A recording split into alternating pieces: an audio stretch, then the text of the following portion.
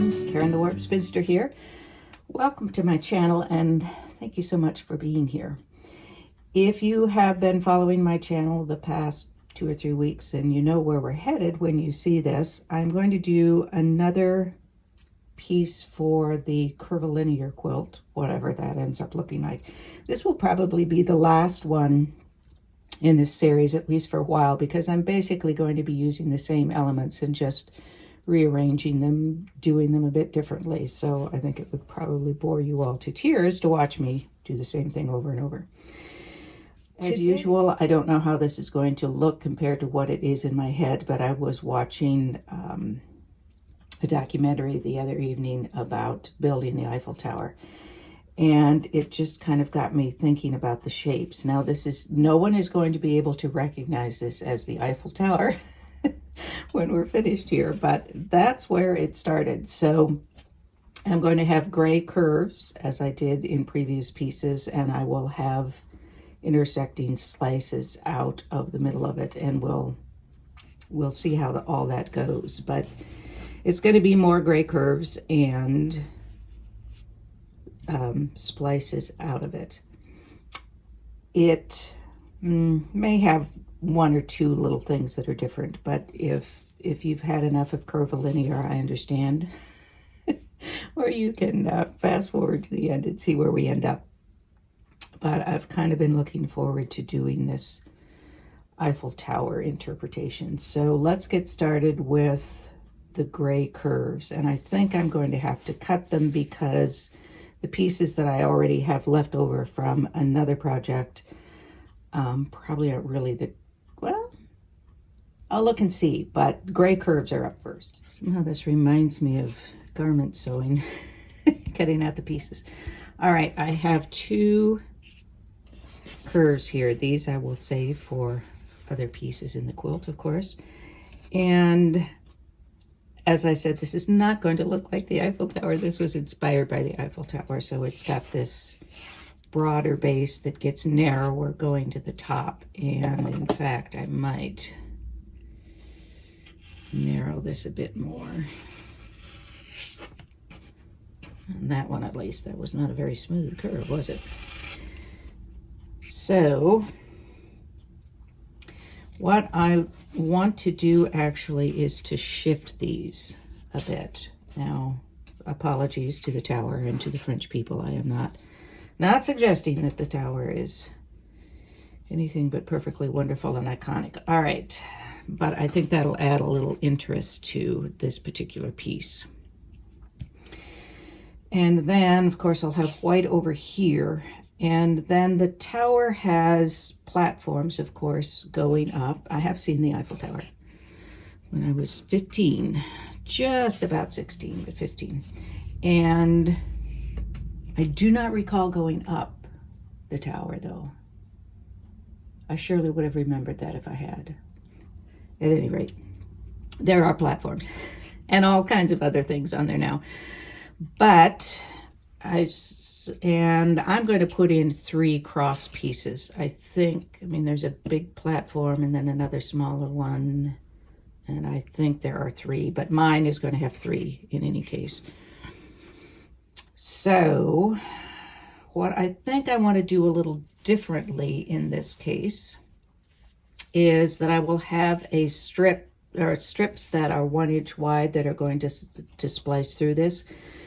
But I think I want one of those teeny tiny narrow strips in the middle of this. So I will cut a strip set that is wider, then insert the narrow strip, and then cut this down to 1 inch. And I'll have to think about whether I care.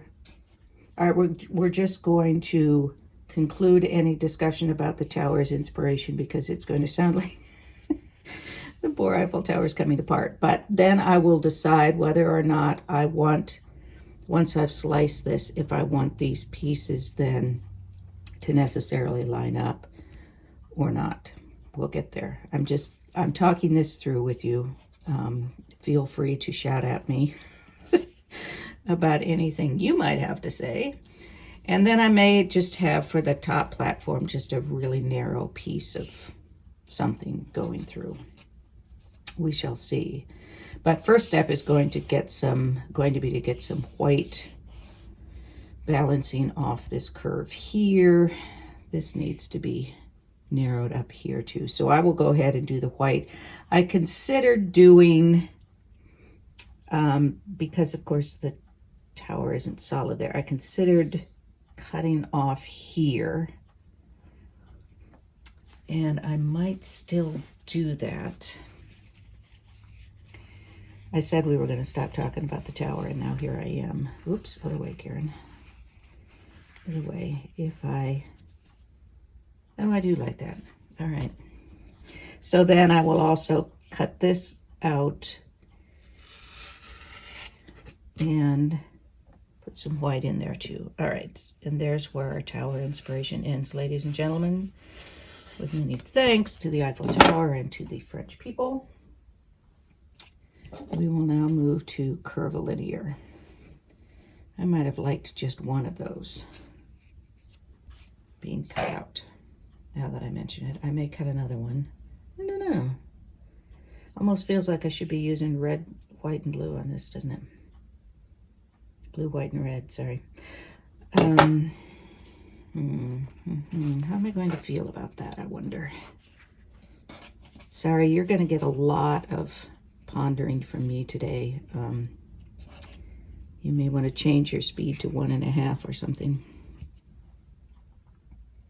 Now we're going with this. If we don't like it, we do another piece. That's all there is to it. All right, so I'm going to do those white inserts on the curves. I've done them on here many times. I'll put a link below to how I do the curves. In fact, now I'll just do the individual one where I talk about the curves. I also have a playlist on curves and circles, so if you're interested in that, you can look in my playlist. All right. Enough yammering at you. I am off to do those curves. I'm going to show this to you on its side because it will fit in the frame.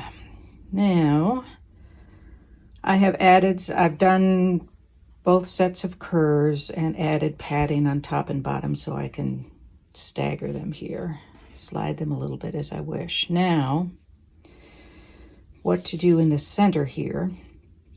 In the past, I've done the very narrow strips in between and sort of staggered them.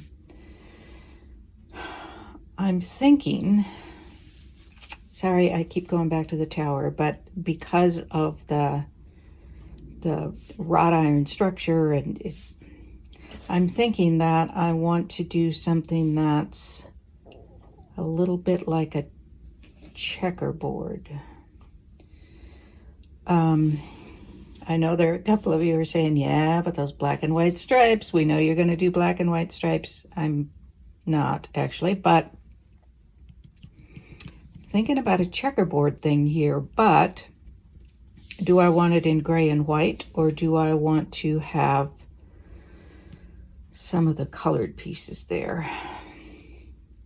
And by checkerboard, I don't mean, I guess I do mean more of a stripe effect. It's alternating light and dark or something similar. Good question. And I have several grays that I'm using, so this would be an opportunity to pull in all of those grays because I could make them with the different shades of gray, and not 50 of them, but different shades of gray, and they could be different widths coming across here. And then my cross pieces will be the narrow strips. So these may well shift a little bit, although if I do them fairly close together and on the straighter part, it won't be as obvious. But again, if it's going to shift, I want it to be obvious that I planned it that way, not that I tried and missed. All right, so first of all, I'm going to give a try with some gray and white strips through here, and I think I'll have it like to decide where I want those to appear.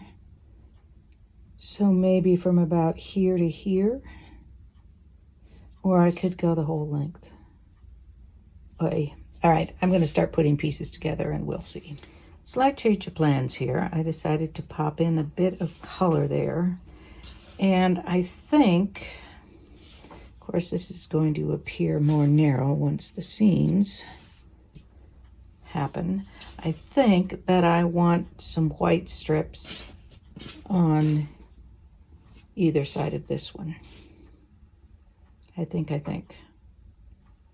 I don't think I want the narrow color strips.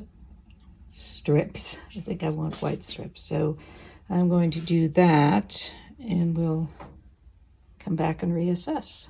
All right, and I'm also reassessing how long I want this strip to be.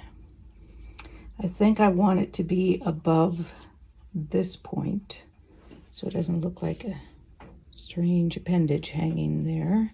So I think this is going to happen. So I'll add white strips on here and then probably fairly narrow strips on either side of that. Change of plan again. I was all set to insert this strip, and then I pulled the strip off and walked away, and then I came back. I decided I really like it without that strip in the middle, just a piece of white, and then this strip could cut across this direction as one of my strips, one of the platforms. Now, it's possible that I might put a narrow strip of something in here, just as a pop of color. And I might, in fact, have that go all the way to the top. Then if we do platforms across that, I think I like that. I think I like that much better. All right, so I'm going to insert a narrow strip of hot pink in there. And it will probably be 1/8 of an inch like all the other ones I do. All right, I like that very much better. And now I'm thinking about what I want for crossings for the platforms. Narrow things up at top for sure. And they won't be going all the way across or even touch in either direction. The question becomes, and it would be a different color, it won't be the hot pink, but I just had a narrow strip of that. Next question though is, do I want that as a cross piece, a splice as well?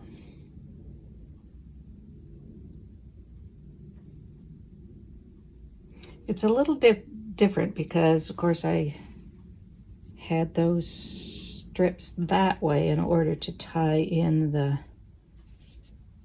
grays. But I think I'm going to do it. As always, if we hate it, we don't have to use it anywhere, or we can take it apart and redo it, right? Yikes. So up next, I'm going to splice it. I think I want it about there, maybe about there. And where do I want that? Across there or off here? I'll just decide when I get there. I need to add a little piece of strip of white there, and then I will add that piece in and we'll talk about the narrow strips. We're back and I'm happy with that. Definitely helps that it's narrower. I think I need to maybe adjust that seam just a tad bit there, but now I'm thinking about the top two strips here, and I don't think I want them to be very long, to be honest. And they won't be pink, and I might want them quite close together.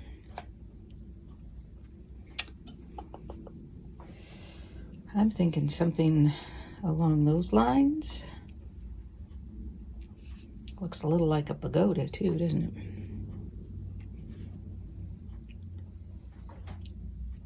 I think I like that. Now, because these are not going to be an inch wide, they are going to distort the shape of this a bit. I could put them between, here's what I could do. I could put a white strip in between, which is going to insert white in there, across there, but I think that'll be all right. Find just a little bit of white here to toss in there. I think that'll be all right. And then that pink there, so I'm thinking the yellow and orange here.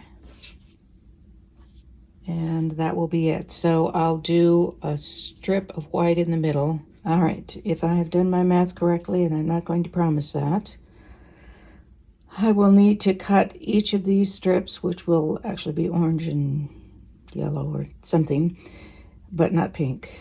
Will need to be, or maybe I do want pink. No, I think I need to tie that in. These will want to be 5/8 inches each, and of course I'll have to have the white padding on each side. And then in here I need to cut it at 3/4 of an inch, so that when I sew it all together I'll have an inch left, which will give me an even, this will work out correctly. It will replace what I'm going to take out in seams from there, I hope. But I do want to do, before that, I want to figure out what I want to do for colors. So do I want to do one of these in yellow and the other in, say, a different pink? I will play with that. Bottom line, yes, I think I want these two colors for the narrow strips. So I am going to, I've got strips that width cut, the 5/8 inch cut for both of them. I'll add the white padding on either side and then the white strip in the middle. And I probably will check one more time before I slice it in. All right, I did in fact do the math correctly. So I'm ready to splice this in. The question is where? Now, technically, well, not technically, design-wise, composition-wise, it's always good to have things in thirds. Sorry about my elbow there. But I don't have that in thirds, and that isn't on a third line, as it were. So that's kind of out the window here, unless I chop some off. I'm not willing to do that. So it's kind of hard to imagine it stitched in, because all you're seeing is this strip of stuff sitting on the top. But I don't want this to look like it's just evenly spaced. That's too high. That's a little too low.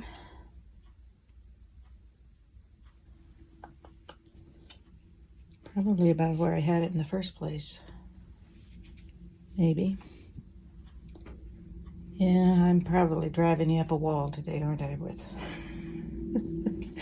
all of this goofiness going on. All right, we're just going to slice this and insert, and we're going to slice it